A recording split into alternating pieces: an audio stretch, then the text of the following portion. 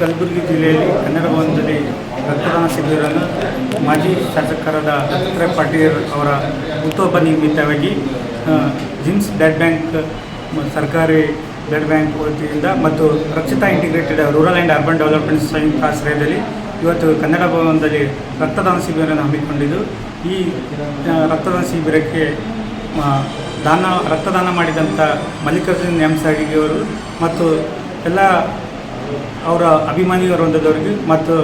ಇವತ್ತಿನ ಕಾರ್ಯಕ್ರಮಕ್ಕೆ ಆಗಮಿಸಿದ ಸಚಿನ್ ಅವ್ರಿಗೆ ದಶರಥ್ ಕಲ್ಬುರ್ಗಿ ಅಣ್ಣವ್ರಿಗೆ ಮತ್ತು ಇನ್ನುಳಿದ ಎಲ್ಲ ಮುಖಂಡರಿಗೂ ಮತ್ತು ಕಟ್ಟಿಮನಿ ವೈದ್ಯಾಧಿಕಾರಿ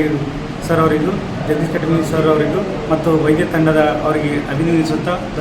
ಇವತ್ತಿನ ದತ್ತಾತ್ರೇಯ ಪಾಟೀಲ್ ಇವರ ಜನಪ್ರಿಯ ಶಾಸಕರಾಗಿ ಅನೇಕ ಕಾರ್ಯಕ್ರಮಗಳು ಮಾಡಿ ಇವತ್ತು ಹಿಂದೆ ಅನೇಕ ಕೆಲಸ ಕಾರ್ಯಗಳು ಜಿಲ್ಲೆಗೆ ಮಾಡಿದ್ದಾರೆ. ಅದೇ ರೀತಿ ಅವರ ತಂದೆಯವರು ಮತ್ತು ಅವರ ತಾಯಿಯವರು ಕೂಡ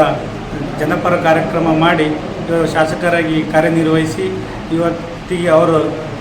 ಅಭಿಮಾನಿಗಳು ಹೆಚ್ಚಿನ ಸಂಖ್ಯೆಯಲ್ಲಿರೋದರಿಂದ ಇವತ್ತು ಇದು ಬಡ ರೋಗಿಗಳಿಗೆ ಮತ್ತು ಬಡ ಮಕ್ಕಳಿಗೆ ಹೆಣ್ಣು ಮಕ್ಕಳಿಗೆ ಇದು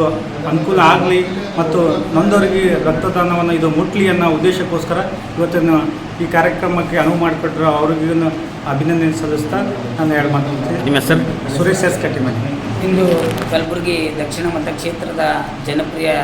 ಶಾಸಕರಾದಂಥ ದತ್ತಾತ್ರೇಯ ಪಾಟೀಲ್ ಅವರ ಜನ್ಮದಿನದ ಅಂಗವಾಗಿ ಇಂದು ನಮ್ಮ ಸುರೇಶ್ ಕಟ್ಟಿಮನಿಯವರು ಸೋದರರು ಮತ್ತು ಮಲ್ಲಿಕಾರ್ಜುನ್ ಸಡಗಿ ಸೋದರರ ನೇತೃತ್ವದಲ್ಲಿ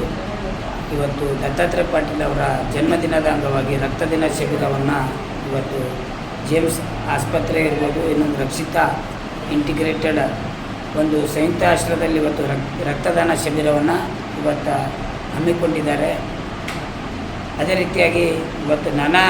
ರೀತಿಯಾಗಿ ಇವತ್ತು ಮಾನ್ಯ ಶಾಸಕರ ಜನ್ಮದಿನವನ್ನು ಆಚರಣೆ ಮಾಡುತ್ತಿದ್ದು ಈಗಾಗಲೇ ಅನ್ನ ಸಂತರ್ಪಣೆ ನಮ್ಮ ಎಸ್ ಸಿ ಮೋರ್ಚಾ ಸೋದರರಾದಂಥ ಮಲ್ಲಿಕಾರ್ಜುನ್ ಜಿನ್ಕೇರಿ ಅವರ ನೇತೃತ್ವದಲ್ಲಿ ಅನ್ನ ಸಂತರ್ಪಣೆ ಆಗಿರ್ಬೋದು,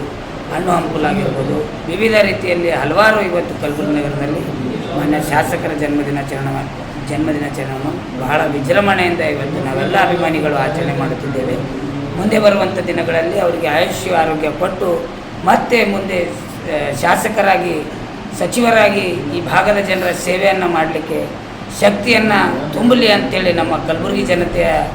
ಅಲ್ಲಿ ನಾನು ಮನವಿಯನ್ನು ಮಾಡುತ್ತಾ ಅವರಿಗೆ ಈ ಸಂದರ್ಭದಲ್ಲಿ ಶುಭ ಕೋರ್ತೇನೆ.